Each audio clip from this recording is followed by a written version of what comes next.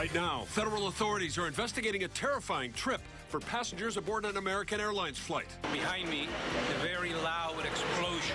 I smell smoke coming out of my air ventilation. The plane dips down 100 miles per hour. You see the city all of a sudden. The flight with a U.S. congressman on board was making the short trip from Tallahassee to Miami when something went terribly wrong. I got 50 souls on board. And it was forced to land at Tampa International Airport.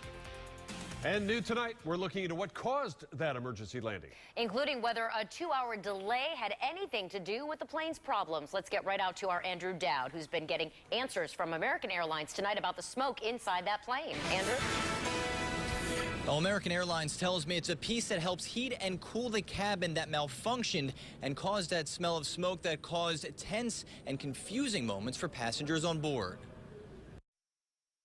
Well, I tell you, this is a flight from hell. It was one of the craziest experiences I've ever gone through in my life. It was supposed to be a short flight from Tallahassee to Miami, but it turned into a terrifying mid-air experience. It was extremely traumatic and really did not know what was going to happen. Not long into the flight, passengers described hearing a loud bang. All of a sudden, we hear a pop, and I smell smoke coming out of my air ventilation. The plane dips down 100 miles per hour. You see the city all of a sudden. The pilots immediately called for help. Request permission to go to our standby locations for incoming emergency on runway 1 left. We spoke to charter pilot Corey Brown, who said the first priority for any pilot in an emergency is landing the plane, and they always know the closest airport they can divert to. Once we declare an emergency, we have #1 priority, so they're working at getting us there as quickly as possible. Once the plane was safely on the ground last night, firefighters rushed on board. Miami-Dade School Superintendent Alberto Carvalho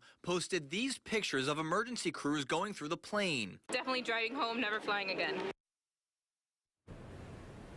A congressman from Miami was also on that flight. Now, American Airlines says the 2-hour delay before takeoff had nothing to do with what forced the emergency landing.